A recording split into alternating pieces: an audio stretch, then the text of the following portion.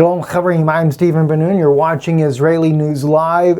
Fighting has broke out in Gaza and now on the border there where the protests have been taking place.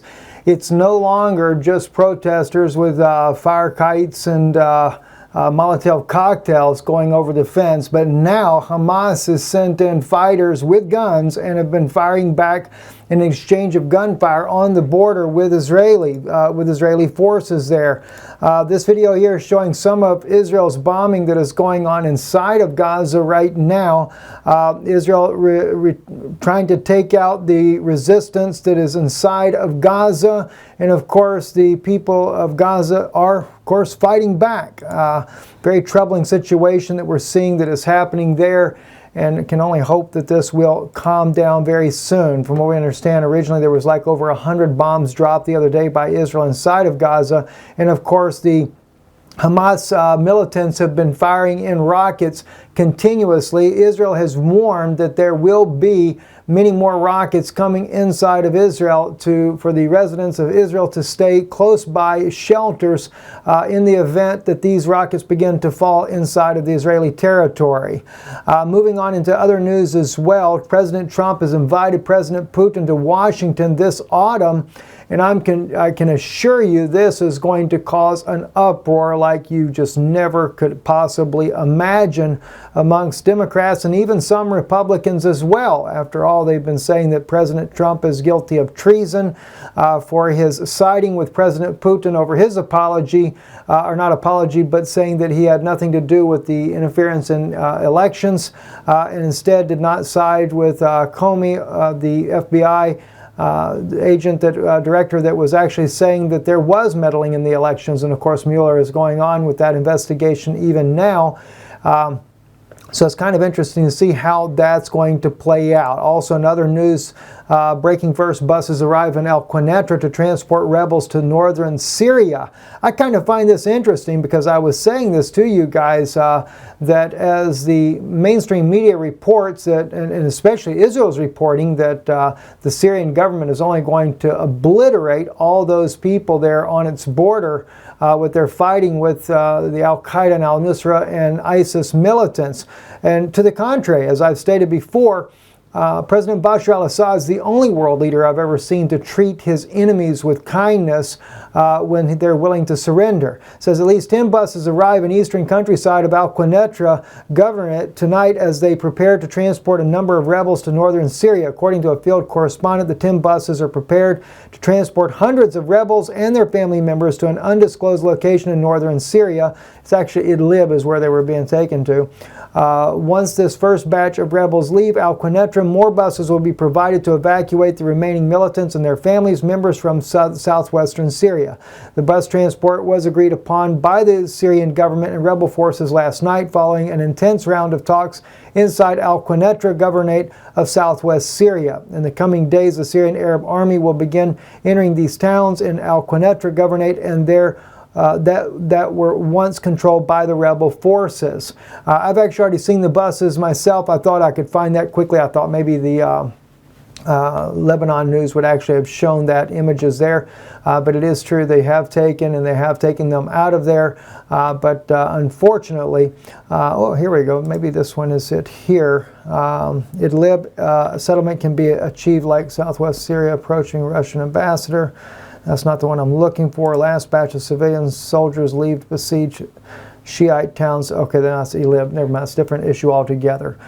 Moving on, another issue here. This is a big issue right now going on. There's been a lot of people weighing in on this, both those in support of Israel for this new national law and those that are opposed to it. And as I look at that, there's a major issue with the national law that I think should be brought to the attention of the public. And I know the Arabs are very much not in favor of this because it does not give equality to the Arab community. Well, even before the law, there was no equality for the Arab community. In the case of children, children are tried in a military court, but Israeli citizens are not tried by military tribunal. They're allowed a due process. But if you're a Palestinian child, you are tried under military law, and so therefore they imprison even little kids at 8 years old. They can put in prison for long periods of time without judicial process. That's a different issue altogether, though. What the law, though, does do that is very concerning to me, and of course has brought even a lot of opposition amongst other Israelis as well. Of course, the Israelis' opposition to the law is the fact of equality. Most of Israel, I shouldn't say most of Israel, it is, if you base it on the Knesset vote of 62 to 55, so it's almost a 50-50 split, but they had just enough of the majority to be able to win the national law. So we do have, I would say, close to 50% of the population of Israel that is against the law. So think about that. When you're so much in favor of this and think this is a great thing, you got to think about how many Israelis are against it. But they're against it because of equality, and they know that this will be a major discrimination against people that are not ultra-Orthodox, I should say. Maybe that's one way. And of course, if you're Arab, it's against you as well. But it's more against you than you ever could imagine. And of course, this was the vote here on Jerusalem Post. They showed the vote inside the Knesset. And you see quite a few hands going up. So it's quite a few hands not going up. Again, it was a little over 50% of the people that were in favor of it, and a little less than 50% that were opposed to it. But I took and I copied the laws down, and I wanted to share those laws with you so you can see something about the laws that are troubling to me and should be troubling to you, especially if you are Christians and if you are of any of the other 10 tribes of Israel who are also supposed to be able to return to their homeland if they so choose to go. And this is where it comes at right here. The state of Israel. This is the English translation of the law. Israel is the historical homeland of the Jewish people in which the state of Israel was established. That creates a major problem for the other 10 tribes, because you got to remember, most of the other 10 tribes are not practicing Jews. They have become all different types of religions, even though they are dispersed around the world. Some of them are Arabic. Some of them are Christians. And in fact, in Christianity, there are many different religions of the dispersed of Israel around the world. So when they say it is a homeland of the Jewish people in which the state of Israel was established, that becomes a problem. And let me show you why. Let's jump over here, open up a new page real quick. Israel, as it was divided by Joshua, and this kind of also stops the idea that that when Israel was divided by Joshua, Moses had given us the land and had given it based according to our inheritance. All right, so if you look at the land that we have today and the way it was divided by Moses, is divided based on the tribes that we belong to. And unfortunately, what we do see today is that how should I say it? Israel has become a Jewish state, but it's not taken into consideration the other 12 tribes. The house of Judah, and of course the Benjamin, and of course the Levites, but the Levites never had a land of their own. That was the land that was given to Judah. All right, so if you want a Jewish state, you pretty much could do that anywhere from Jerusalem and Tel Aviv on south, excluding the part of the middle of the country there around Beersheba, where Simon was given that particular portion of the land. All right, the 10 northern tribes, which consisted of Dan and Ephraim and Manasseh and Ishkar and Zebulun, all the way up. You're into Haifa, you're up here now, and even in the Golan over here, Manasseh was given that portion of the Golan.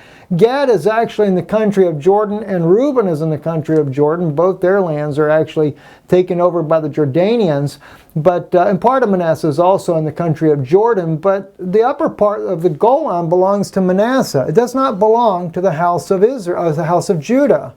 And so even though the land is being called Israel, which should include all 12 tribes, they're trying to make this a Jewish state. But what about those Israelites that are other religions of today?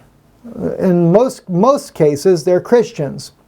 We do have Arabic believing Jews today that are dispersed, and they became Arabs mainly because of forced under the circumstances they lived under. And this is why that has happened. But all this here, all the northern part of Israel, and you're talking about a tremendous part of the West Bank, was actually parts of other tribes there. Manasseh actually even had, you had East Manasseh and West Manasseh, which is part of the West Bank. But even if you don't consider the part where the Palestinian people are living, you know, we have to take into consideration these things as well. In fact, it is a law of Moses. You're not allowed to move the border of your neighbor's land. So, in other words, the house of Judah, which is in the land today, has no right to say that all of this belongs to Judah or a Jewish way when it does not. All right? Now, I understand. Now, get me clear on one thing, too. I understand the Jewish people are trying to maintain a Jewish identity. But in doing so, and in keeping with what they believe to be the laws of Moses, and have not recognized that the 12 apostles of Yeshua were also all Jews, and they also believe the laws of Moses, but they also recognize that Yeshua was Messiah, and that many of those 10 tribes that were dispersed throughout the world are also entitled to return to their homeland. And we should do it with dignity, not going in there and throwing the Palestinians out. These people were born in this land. All right? And many Palestinians are also ethnically descendant of the house of Israel and the house of Judah both. You know? And many of them may be Christians today that are living in the land there, that have been there for ages on end. Now, I do realize there are a lot of Jordanians that migrated into the land that became Palestinians as well. Don't get me wrong, I understand that too, as well as the Egyptians, as we know that happens down in Gaza. But this is what I'm talking about. It's a very dangerous law in discriminating against the other 10 tribes of Israel, let alone the fact that it discriminates against the Arabs that actually have citizenship there that will be governed based on more of a prejudicial system. All right, so let's look at some more of this. All right, we go back to the laws themselves. Right, a couple of very interesting things in here. The state of Israel, the national state of the Jewish people, in which actualizes its natural, religious, and historical right for self-determination. There again, it is giving only the law that is being given by the Jewish people of today that are living in the land. And by the way, Prime Minister Netanyahu made a promise. It was leaked out to the media, but he made a promise to the Haredi community, the Orthodox community, that they would be allowed to use Talmudic laws in the governing of the state of Israel. So when they put in there the nation state of the Jewish people, in which actualizes its natural, religious, and historical right of self-determination, that is going to include a Talmudic law. Most of the 10 tribes of Israel that are not part of the house of Judah, that did recognize Yeshua as Messiah, will never accept Talmudic law, especially the Talmudic law that you don't even know about. Yeah, you may have a regular Talmud, but we have a Talmud that is pretty sinister in some of the laws that were put in there that were never given by Moses to begin with. Just a bunch of perverted things that were added to Talmud that you don't get to see, because it's kind of like the Jehovah's Witnesses. They have one public version of their book, and then they have the secret book that the guys in the background get to read. Yes, the same thing with the Jewish religious leaders as well. So you'd be shocked to know what some of those laws are in the Talmud. And again, we know this because Jesus as well, he always thought about how they teach these precepts of men and they're not of Moses. Exactly, right? So we go on as well. The name of the state is Israel. I agree with that. The flag of the state is white, 2 blue stripes near the edges of the blue, a Star of David in the center. By the way, the flag itself represents the Euphrates and the Nile River. and that everything in between that belongs to Israel. And that is not correct. It belongs to Abraham. We were given clear commandments by Moses, and Joshua enforced those commandments, that the land that belonged to the children of Ammon and the children of Esau were not to be touched in that land, which is encompassed in between these two rivers. We were not allowed to touch that land. Why? Because it was given to them, the children of Abraham as well. All right? So you cannot trample over the Word of God and think you can get away with it. All right? But that's a little sinister thing that's on our flag that a lot of people don't realize. The symbol of the state is the menorah with the 7 branches, olive leaves on each side, and the word of Israel is at the bottom. I think this is really fascinating to me, the state symbol. All right? Now, I've known this anyway, so it's not something that I did not know, but I think it's something interesting that a lot of people don't even realize. And this is kind of a message. It's from the book of Zechariah, by the way. And it is a sign to Israel of the coming 2 witnesses. And they don't even realize their own symbol tells them that God is sending Moses and Elijah again. I find that's just, here it is. Your 2 olive branches, see? And Revelation 11 says that the 2 witnesses are the 2 olive branches spoken of. Right, which is in the book of Zechariah. There those olive branches are on the side of the golden menorah with the 7 pipes that were leading out of it. So here our own national emblem is a testimony that the 2 witnesses will come to Israel in the coming future. That's kind of interesting, I do believe. So I kind of like that part of their national state law that they have here. It says here the national anthem of the state is Hatikva. I understand that. I can agree with that. Details concerning the issue of state symbols will be determined by law. Now that's a little concerning to me. I'll tell you why. Because the New World Order is coming, and there are elite Zionists that are part of the state of Israel that are in leadership right now that have been working with Jesuits. That's something that got leaked out by one of the elites to begin with, that they are working together for the New World Order. I knew it anyway, but that is a leaked thing that came out.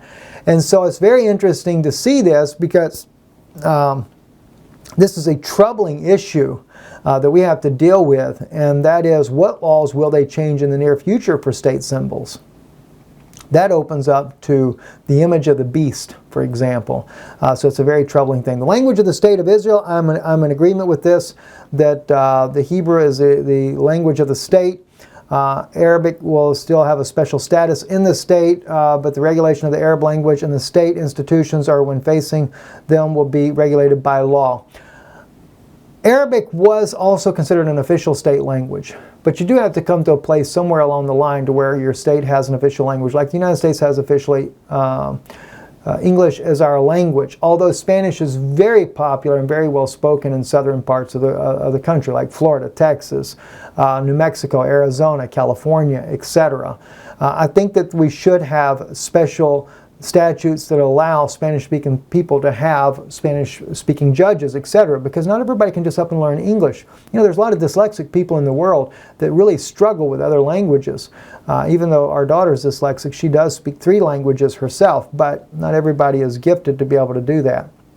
The state will be open to Jewish immigration and to the gathering of the exiled. All right, this is in the clause number 5, and this is a very dangerous clause as well. And this is another reason why I oppose this amendment in the way that they have worded it. Because it says the diaspora is the state will labor to ensure the safety of sons of the Jewish people and its citizens who are in trouble, in captivity due to the Jewishness or their citizenship. I can agree with that. The state will act to preserve the cultural, historical, and religious legacy of the Jewish people among the Jewish diaspora. All right, so who they're really going to bring back home, if you are not Jewish as far as in religious and historical legacy, then you have no right of return. So there goes the 10 tribes, because most of them have nothing to do with modern day Judaism.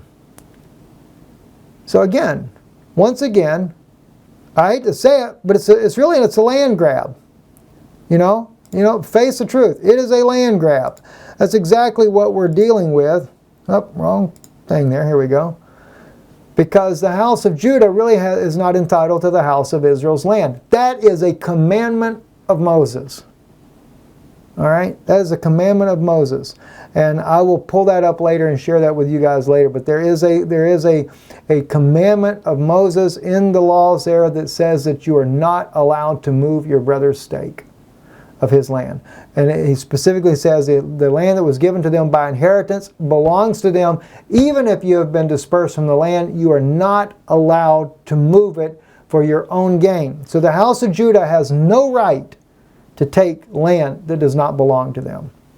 And so therefore, even in the Golan, it's the house of Israel, which we should come together as one, but they have no right to pass laws that say we have no right to return and then to take the land that does not belong to them. So what they're doing to the Palestinians, they're doing to the house of Israel as well. Keep that in mind. This is exactly what the current government in Israel is doing today. They're taking the land that does not belong to them and then putting stipulations on you to your right of return. All right? So it is a very bad law, and it is a law to make sure you cannot return. Now I'll show you. There's more in there that is worded there that kind of makes sure that that doesn't happen. All right, this is number 7. The state views Jewish settlement as a national value and will labor to encourage and promote its establishment and development. Okay? Number 8. Hebrew calendar, the official calendar in the state alongside the secular calendar will be served as an official calendar. The usage of the Hebrew calendar and the secular calendar will be determined by law. All right, the Independence Day, official holiday of the state. The Independence Memorial for those who fell in the wars of Israel. Memorial Day, the Holocaust and heroism, official memorial days of the state. All right, Saturday and the Jewish holidays are official days of rest in the state. Those who are not Jewish have the right to honor their days of rest, their holidays. Details concerning these matters will be determined by law. That's because they've agreed to make a covenant with Rome already. And so therefore, they're giving that an open door. When the New World Order sets in, they will then bring in the Sunday law as well and will make it mandatory. Yeah. The basic law may not be altered except by a basic law that gained approval of the majority of the Knesset members. Now, there was one thing I meant to speak about in here, and I missed it somewhere. I don't remember what it was. But the whole thing is that I see here that's very troubling is that this law is going to prevent the 10 tribes of Israel from ever returning home and from having a part in Israel and part of their own land. And I don't say that we have to have the borders and stuff like that. But nonetheless, they're using the 3 tribes that have returned home have taken upon themselves to determine that all Israel belongs to them, and yet calling themselves by the state of Israel, which should include all 12 tribes, not just 3. And that's something that we really got to look into, friends. It's a troubling law to begin with, to see what's happening there. Moving on, though, let's quickly finish up with our news things here. Ecuadorian embassy is said to be handing over Julian Assange in the coming days or even weeks. Very troubling situation for Julian Assange because it's being put, according to the article, there's being pressure put on the Ecuadorian government that they will not get a loan if they do not hand him over. So once again, pressured by money, so Julian Assange will fall victim to all the vultures out there that would just love to devour him. Troubling for Julian. First 50 families of farmers from South Africa may soon resettle in Russia. That's something that's a good news for them because it is every single day of the week there is a white farmer that is shot and murdered in Africa. So they're looking to leave and go to Russia. President Putin has opened up the land of Russia, places there for them to be able to come and farm and contribute to the Russian economy. And so I think that's a good thing. I think it's a good thing that President Putin opened up to them, especially in the situation they're living under. Not to mention, Russia has some of the richest soil in the world. Adolf Hitler thought so, and he was trying to take trainloads of their soil back to Germany. because he was nothing but a thief to begin with. I'm Stephen Ben-Nun. You're watching Israeli News Live. Don't forget, friends, if you feel led, if God lays it upon your heart to support the work that we're doing here, we certainly could use your support, your help. You can do so by visiting our website, israelinewslive.org, or you can actually do so by, you can donate via mail, which the address here fixing to pop up on the screen here in just a second for you, and I'll also include that down in the description as well. Well, I thought it was going to pop up. Maybe it's not. So anyway, and also our conference here in Orlando, we're only down to about 15 seats left. If you're wanting to come to the conference, be sure to email us, stephenbenoon@gmail.com. I'll put my address in there for you as well. And the information is on our website, israelinewslive.org. And Orlando Conference, August 4th, 2018, from 6 to 10 p.m. It's at Embassy Suites, Orlando North, Ultimate Springs, Florida. And I will quickly, though, take you to our website just so that you know exactly where that is. And that's israelinewslive.org or .co.il. It'll just redirect you if you hit that one there, because we are registered in Israel as well as a news agency. Right there where you see the Temple Mountain, the cross there, Orlando Conference, just click on that link right there. Tells you about the conference. It gives you the Embassy Suites Hotel, their address, 225 Shorecrest Drive, Ultimate Springs, Florida, 32701. Their telephone number, their fax number, everything about the hotel if you decide you want to stay at the hotel. If you're coming in from out of town, there are other hotels in that area. It is exit number 92 off of Interstate I-4, just on the north side of Orlando. So those of you that may be coming from out of town, so you'll know where you'd need to go. You could also, if you need to, you can email us right there from the online.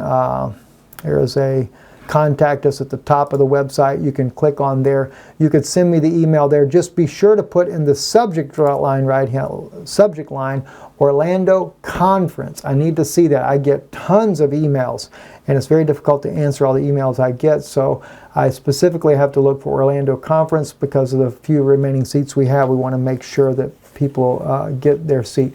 If you did not hear back from me in an email, please email me again, because I don't want to miss out on your being here at this conference. Very insightful information we will share with you there. I'm Stephen Ben-Nun. You're watching Israeli News Live. Erev Tov.